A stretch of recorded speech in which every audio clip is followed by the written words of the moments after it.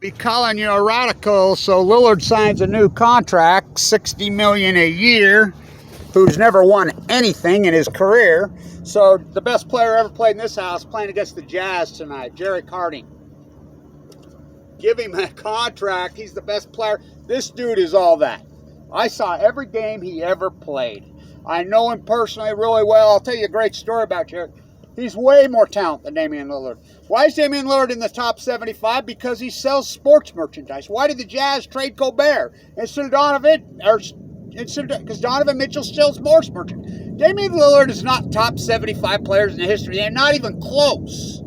I mean, but he sells merchandise. That's the NBA, right? Is it really about winning? This cookie cutter league, they want everybody the same size, whatever. Well, the Warriors don't do that.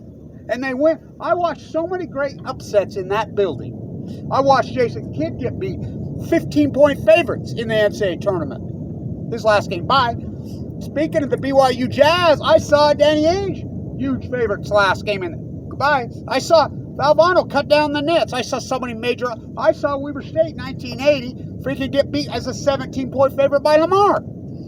How about this one? Damian Lillard had by 23 points in the second. Now, think about this. Stay with me. I've never been so pissed. I'm still pissed about it. Damian Lillard would have won that game and gone into the tournament. He'd be the #1 pick in the NBA, and he would have rings. What happened? You got the leading free throw shooter in the country on the floor. You're ahead by 23 points in the second half, and you lose? Is that even possible? Yeah, because of the coach. Me and Randy used to be close. Me and him had it out a long time ago. I told him a long time ago, dude, you need to walk off. 16 years, the talent you've had, you know. He used to argue with me, saying, I just don't have the talent. Like, hey, are you kidding me? I work for Coach Bagley. You have 10 times the talent. What, Damian Lillard? Jerrick? I remember the first time I saw Jerrick as a freshman. He was all that as a freshman. He didn't have to develop. He come in, he goes along the baseline, up in the air. He does a reverse, switches hands in the air. He's this high above the rim. Jumps it. I'm like, oh. He's got speed. This dude, give him a contract. He's the best player in the history of this building. You don't think that's saying a lot? Harold Arsenault of the show, Eddie Gill, you know. He could be. I'll tell you a great story about Jerrick. Got to go with that left. I always compare him to Tiny Nate Archibald.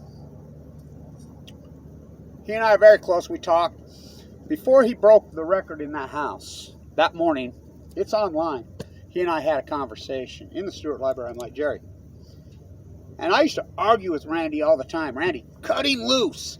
Cut him loose. He could have put up 40, 50 a game any time. He was unstoppable. Unstoppable. And I'm like, cut him loose.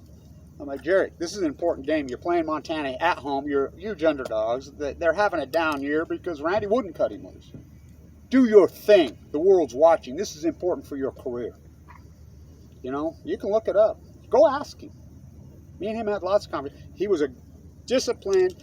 He's got a genius mind. He is really all about the team, all about winning.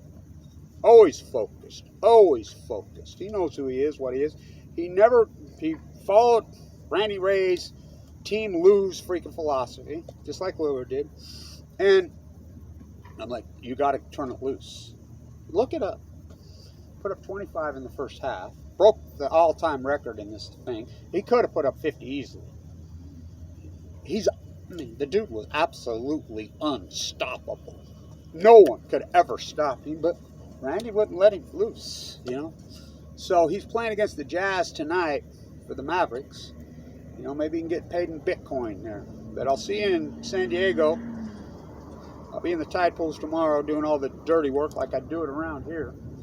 You know, I did, you know, and I saw all Lillard's games except for when I was in the bone marrow transplant center too, you know, and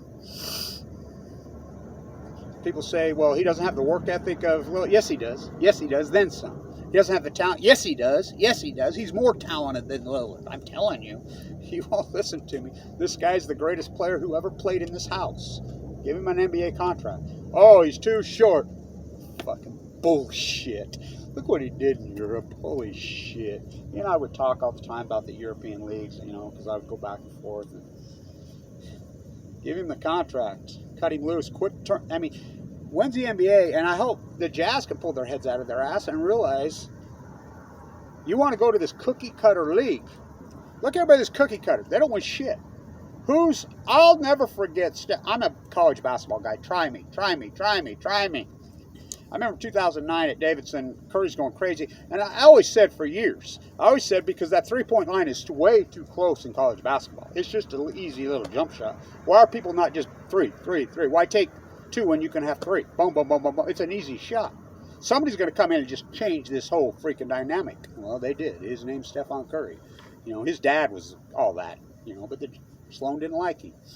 You know, and so if Phil Johnson, who coached here, would have had the reins of the Jazz, they'd have 3 or 4. Everybody says, well, Lillard's like Stockton. No, Lillard isn't even close to Stockton Malone. Stockton Malone won a lot of shit. A lot of shit. I mean, they went to the NBA Finals. Who could beat Jordan? Nobody. But, you know, he gets $60 million a year. He sells a lot. He played in the Nike League in the offseason. A lot of people never paid attention to that, including his coach here. His coach didn't even know he was playing well. Watch Randy Ray's press conference. You don't believe me on this. Jerrick Harding is the greatest player who ever played in this house. He plays against the Jazz tonight for Mark Cuban. Like I said, maybe Cuban can pay him in Bitcoin. But give him an NBA contract. Whoever does, I'm telling you, he will shine. And he's all that. I mean, what an asset to an NBA team. I mean, what an asset, you know. Like I said, I remember Curry at Davidson. He just changed the whole thing. That run he made at Davidson, incredible. You know, remember Duke didn't want him that good. Fuck Duke. I'm so sick of all those. I mean, and Stephen Curry will go down in history. I mean, he transformed the entire NBA. It's a shooter's league. Well, that's because of the three-point shot. You know, when Darryl Griffith used to shoot him out there, remember it was a curved and then it had to arch in like that, and you could barely fit your feet in there on the baseline jumper. It was that far of a shot, you know. But in college basketball, it's a little jump shot that junior high kids make. You know, Harding's all that. He's all that, then some. And I know. Try me. I know. Billy Soul Jr. Jerrick Harding is the greatest player who ever played. And never got to go to tournament, didn't he? He played on the same team as Jeremy Sieglin, and they were ahead by 7 points with 40 seconds to go and lost the championship. Wasn't that game, Lillard had by 23. The house, basketball matter first, the house, when GE Utah Construction merged. One day you'll connect the dots. So, go tonight. I already seen the tide pools tomorrow. Gotta go with that left. Cut him loose. Let him shine. He's had the reins on him way too long. Look what he did in that European League. Only shot 46% from the three-point arc. Oh, he's all that. He's all that. He'll be a superstar in the NBA if someone gives him a chance. Stay tuned.